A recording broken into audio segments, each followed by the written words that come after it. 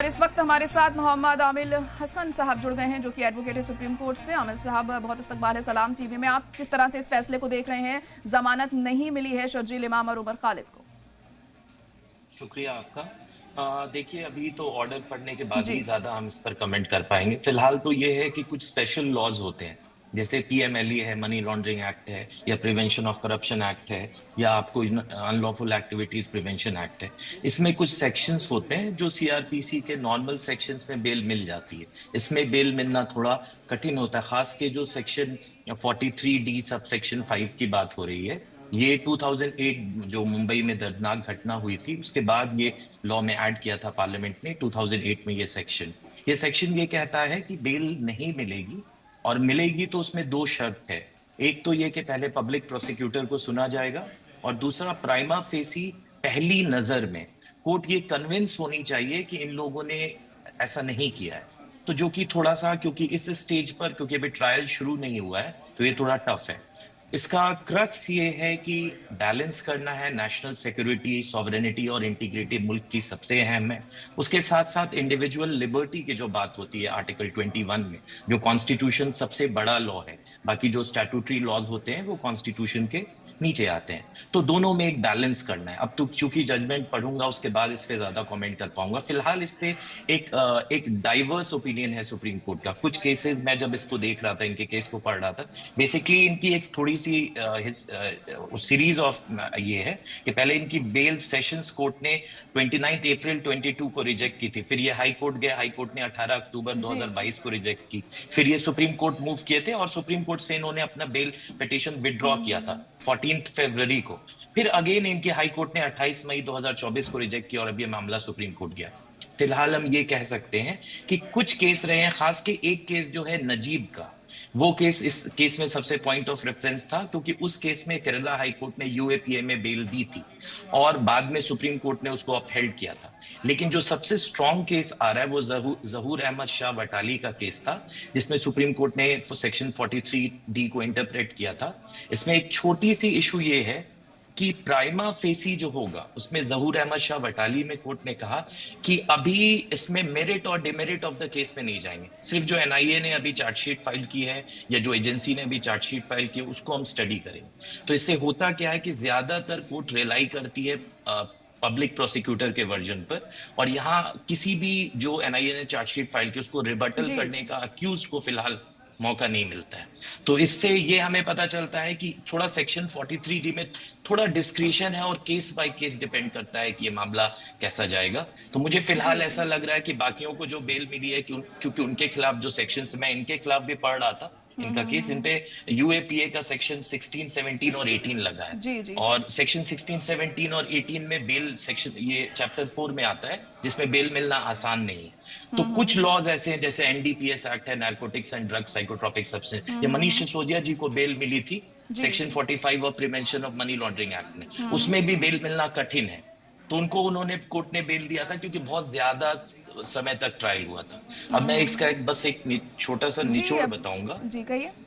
एक तो ये कि दो जजमेंट है सुप्रीम को, एक शाहीन वेलफेयर एसोसिएशन और हुसैन आरा खातून वर्सेस स्टेट ऑफ बिहार। इसमें कोर्ट ने कहा था कि किसी को भी आप ज्यादा दिन तक अंडर ट्रायल नहीं रख सकते, आपको ट्रायल शुरू करना है। उसके साथ साथ अगर हम कुछ जहूर अहमद शाह वटाली केस देखें, तो इसमें नेशनल सॉवरेनिटी, इंटीग्रिटी भी इंपॉर्टेंट है। कोर्ट ने मेरे ख्याल से दोनों में बैलेंस करने की कोशिश की है। इस बार तो ये बेल लेने में नाकामयाब रहे हैं, क्योंकि जी जी सेक्शन जी 43D जो है वो इनको यहाँ पर रोकता है, मुझे ऐसा लगता है। जी जी तो अभी जी आगे जी क्या जी कोई रास्ता है इनके खिलाफ कि लोग दोबारा अपील कर सकते हैं, या किसी तरह की कोई राहत मिल सकती है कुछ भी अप्लाई करके? जी जी।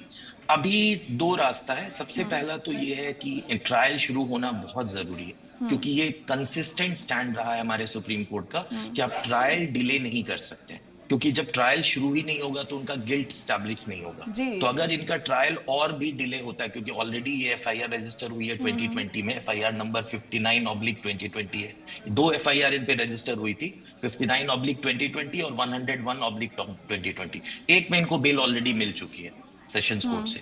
ये जो केस चल रहा है ये 59/2020। तो 5 साल तक ट्रायल नहीं शुरू होना, ये थोड़ा सा चिंता का विषय है, क्योंकि अगर ट्रायल नहीं शुरू होगा तो अंडर ट्रायल को आप ज्यादा दिन तक जेल में, तो अगर अभी ट्रायल शुरू नहीं हुआ तो मेरे ख्याल से 1 आध साल बाद ये फिर कोर्ट को बेल के लिए मूव कर सकते हैं।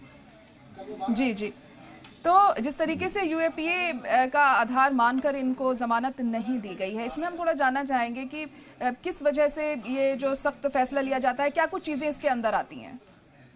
जी जी, इसमें ये बेसिकली सबसे पहले तो ये सेक्शन ऐड किया गया ही था 2008 बॉम्ब ब्लास्ट मुंबई में जो दर्दनाक घटना हुई थी उसके बाद।